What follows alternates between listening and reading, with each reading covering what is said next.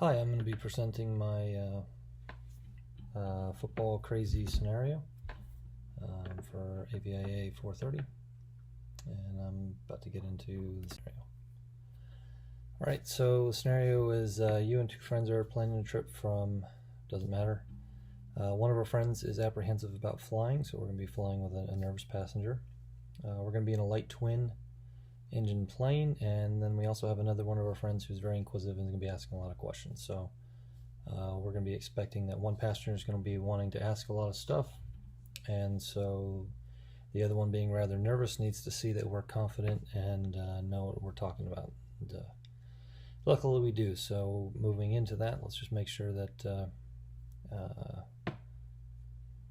before we go do this trip, we've looked over our stuff and we have good solid answers and things to say that's going to put our nervous passenger at ease. Alright, so talking about this, we have kind of a difference between our flight planning and versus active decision making, and that's one of the things that maybe to talk about with the nervous passengers. You know, we can talk about our PAVE checklist here, where we actually use this as kind of a clue for making sure that we're ready for our flight. You know, looking at our pilot proficiency and currency, you know, our paperwork that needs to be with us, the aircraft, to make sure the maintenance is done, making sure the environment, you know, the weather is good to go, and then looking at any external factors.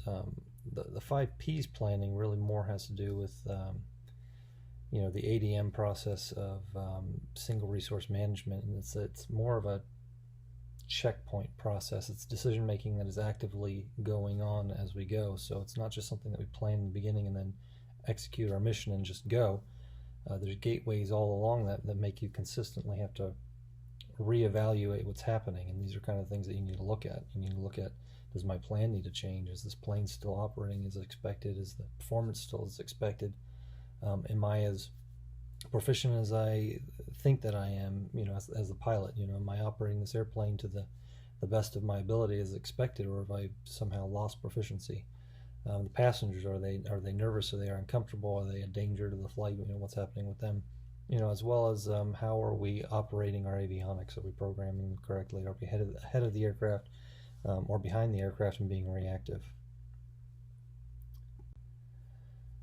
As far as dealing with our nervous passenger, and I've actually been recently getting to experience quite a bit of this. I've been flying with my younger kids recently, and some of them get nervous, some of them don't quite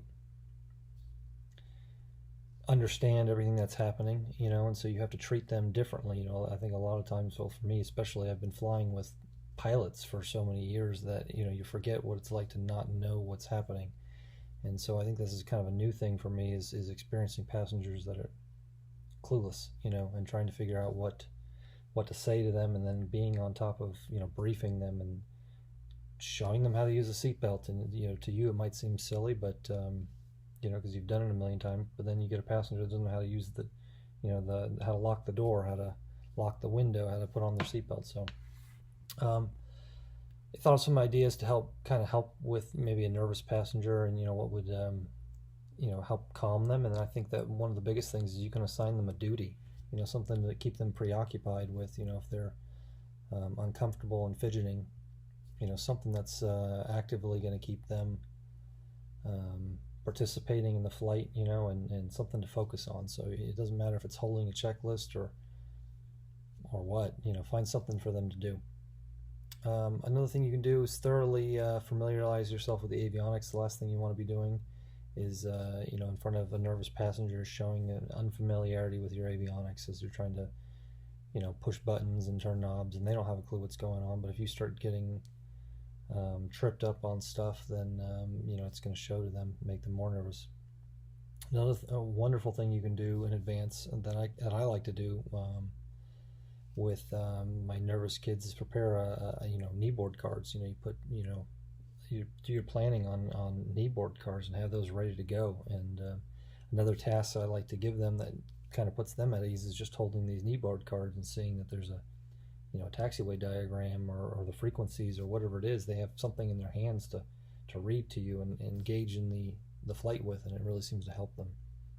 You can discuss the PAVE checklist. You can show them all the things that you're thinking about in the flight so they can know that you've thought it all through, that you're not just wildly bouncing up into the air. You can discuss those weather considerations. You can talk about if at this checkpoint weather is deteriorating, we'll alter our plan and go somewhere else.